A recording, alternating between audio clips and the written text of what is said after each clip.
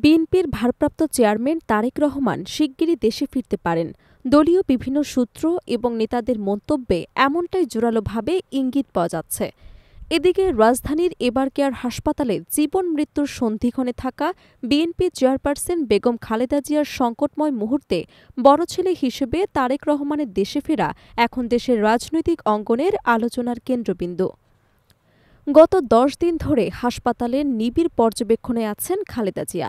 তবে চিকিৎসকদের সর্বোচ্চ চেষ্টা সত্ত্বেও তার শারীরিক অবস্থা খুব একটা স্থিতিশীল নয়। পরিবারের ঘনিষ্ঠজনদের মতে তিনি গুরুতর অসুস্থ থাকলেও পাশে পাচ্ছেন না বড় ছেলে তারেক রহমানকে, যিনি দীর্ঘদিন ধরে লন্ডনে অবস্থান করছেন। রাজনৈতিক অস্থিরতা, আইনি জটিলতা এবং নিরাপত্তাজনিত কারণে এতদিন দেশে ফিরতে না পারলেও মায়ের অবনতিশীল শারীরিক অবস্থা পরিস্থিতিকে নতুন মাত্রা দিয়েছে। এই প্রেক্ষাপটে তারেক রহমানের দেশে ফেরা জোরালো আলোচনা শুরু হয়েছে সামাজিক যোগাযোগ মাধ্যমে। বিএনপির কেন্দ্রীয় কার্যালয় এবং দলের হাইকমান্ড থেকেও এ বিষয়ে ইঙ্গিতপূর্ণ বক্তব্য পাওয়া যাচ্ছে। গত ১ ডিসেম্বর গুলশানে বিএনপির চেয়ারপারসনের কার্যালয়ে অনুষ্ঠিত জাতীয় স্থায়ী কমিটির বৈঠক শেষে সদস্য সালাউদ্দিন আহমেদ সাংবাদিকদের জানান, খুব শিগগিরই দেশে ফিরবেন তারেক রহমান, তবে নির্দিষ্ট তারিখ বা সময় তিনি উল্লেখ করতে চাননি। বিএনপির মহাসচিব মির্জা ফখরুল ইসলাম আলমগীরও বলেছেন, ভারপ্রাপ্ত চেয়ারম্যানের দেশে ফেরায় কোনো আইনি বাধা নেই বলে তার জানা নেই।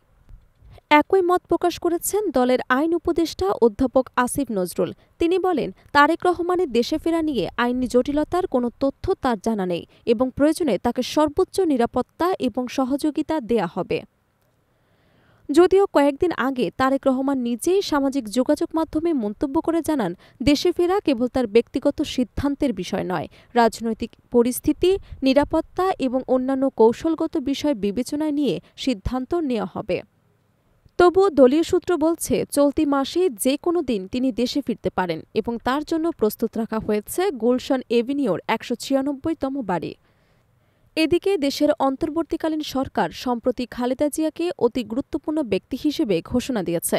তাকে ঘিরে নিরাপত্তা জোরদার করতে বিশেষ নিরাপত্তা বাহিনী স্পেশাল সিকিউরিটি ফোর্স নিয়োগ দেওয়া হয়েছে এবং ইতোমধ্যেই তারা কাজ শুরু করেছে।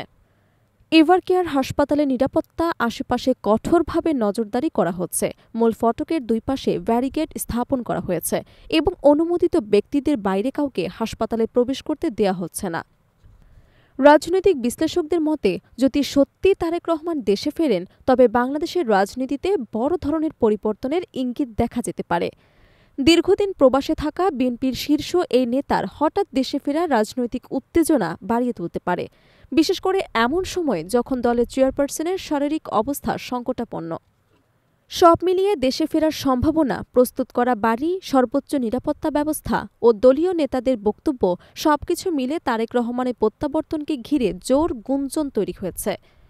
দলের শীর্ষ পর্যায়ে এখনও আনুষ্ঠানিকভাবে কিছু ঘোষণা না করলেও বিএনপি নেতাকর্মীসহ সাধারণ মানুষের প্রত্যাশা, মায়ের পাশে দাঁড়াতে খুব দ্রুত দেশে ফিরবেন তারেক রহমান।